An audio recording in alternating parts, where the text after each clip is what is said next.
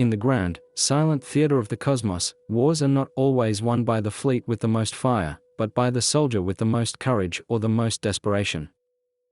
A story takes place on Orbital Station Vigilance, a testament to human resilience, a steel sentinel hanging in the black darkness, guarding the fragile frontier of a war against an enemy that did not reason, and did not bargain.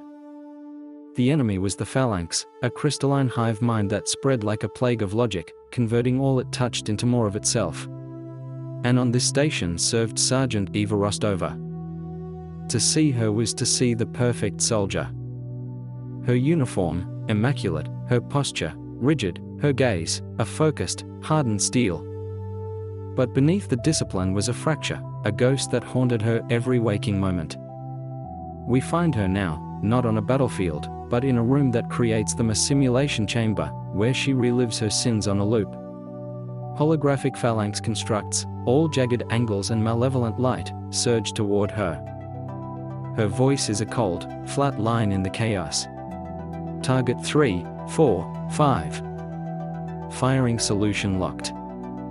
Execute. The crystalline monsters shatter into light. But the simulation freezes on its true test. A civilian transport, caught in the crossfire. A red word flashes in the air, incomplete. A voice, devoid of emotion, announces her failure.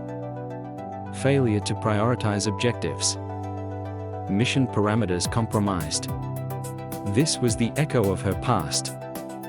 A command decision that won a battle but cost innocent lives. A medal for valor and a black mark on her soul, a choice she would make again, and a price she would pay forever. It is into this private purgatory that her superior, Commander Thorn, enters. He is a man who sees the universe as a grand chessboard, and all beings human and otherwise as pieces to be moved. Still chasing ghosts, Sergeant? Thorn's voice is dry. Just staying sharp, Commander, Eva replies, the holograms dissolving around her. Good. Thorn says, his eyes on a data slate. I have a new assignment. Infiltration. Sector Gamma 9. The Phalanx have established a communications nexus inside an asteroid hive. They're coordinating their entire fleet from there. We need it gone. A demolition run, Eva notes. Any platoon can handle that. Why me? Thorn's gaze is clinical. Because you won't be going with a platoon. You'll have one partner. The Korr. Attention enters the room. The Korr. An ancient, dying race, their entire civilization reduced to a handful of survivors given refuge by humanity. They were allies, but they were also mysteries. Melancholy relics of a bygone age. I work with soldiers, sir. Eva says, her voice was tight. Not relics. This relic is named Xylar, Thorn continues, ignoring her. And there's another factor. He brings up a medical scan on the slate. It shows two distinct neurological patterns, linked by a shimmering, chaotic bridge of light. During a joint briefing 2 days ago, he explains, you and Xylar were in proximity during a solar flare. It triggered a 1 in a trillion quantum event. The physicists are calling it entanglement. Eva can only stare. Entangled. Sir, that's theoretical. And then she feels it. A sharp, stabbing pain erupts behind her eyes. It's not her own pain. It feels like a splinter of ice, followed by a wave of profound, ancient melancholy that washes through her, a sorrow so deep it almost buckles her knees. She gasps, a hand flying to her temple. Thorn nods, as if observing a successful experiment. He's in the lower meditation bay. 4 decks down. The link, it seems, degrades with distance. Causes a painful feedback. We see it as a tactical advantage. A silent, instantaneous communication link that can't be jammed. Eva understands instantly. You see it as a weapon, she says. and I see it as a leash.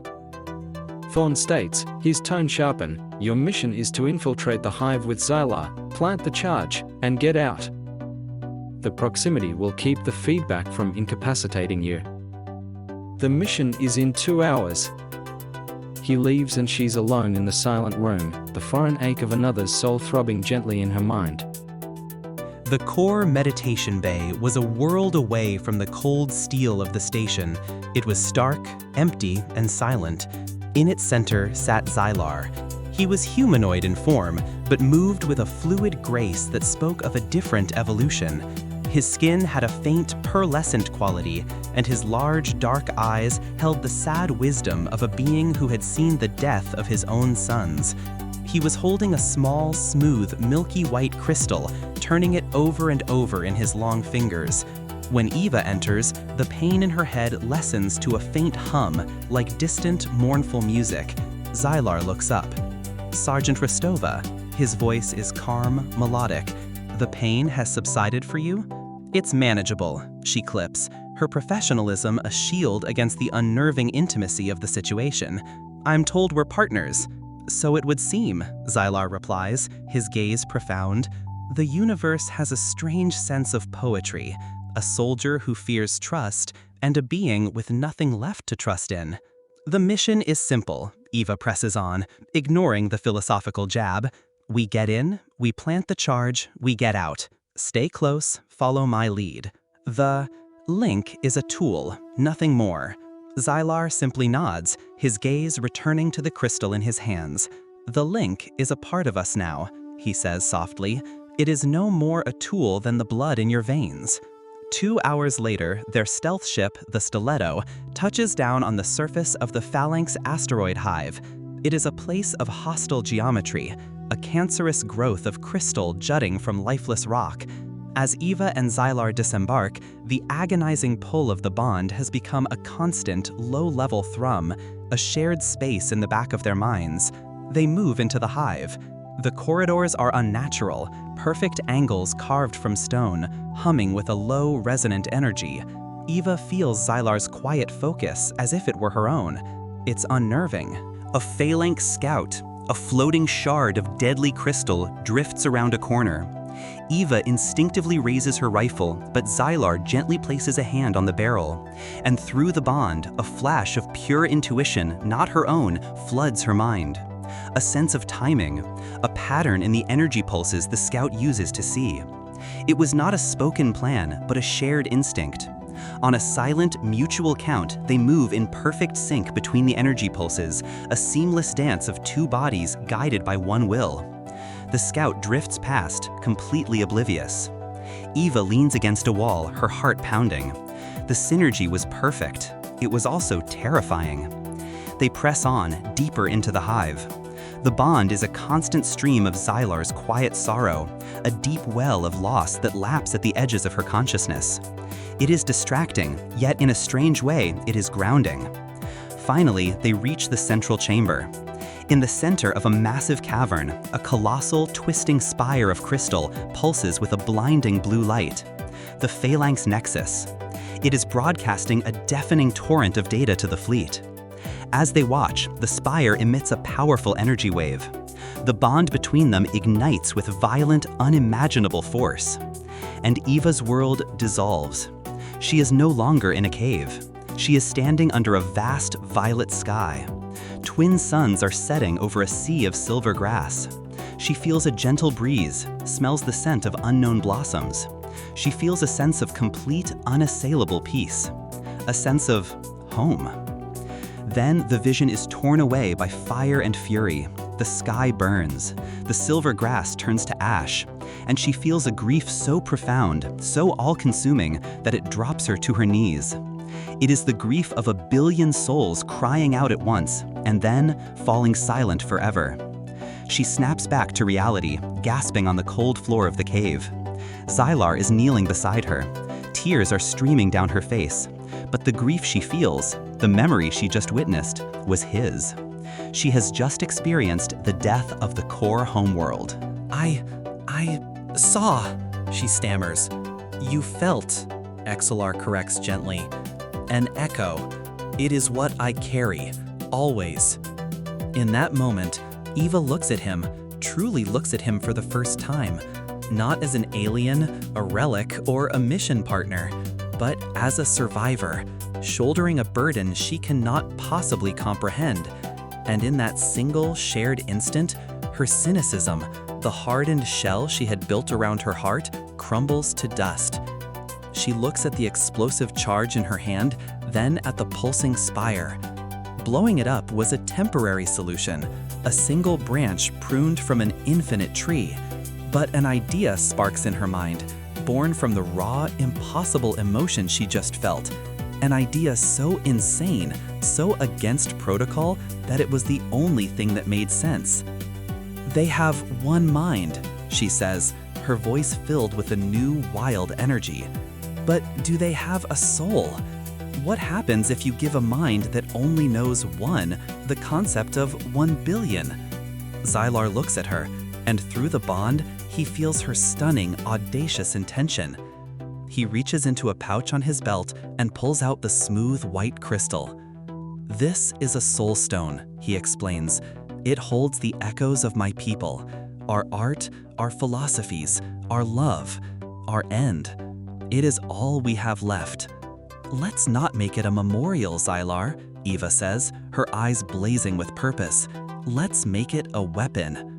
What followed was not an act of demolition, but an act of creation. Eva, with the frantic precision of a combat engineer, rerouted the power from the bomb's detonator, interfacing the raw wiring with a control node on the Phalanx spire. It was a crude, desperate hack.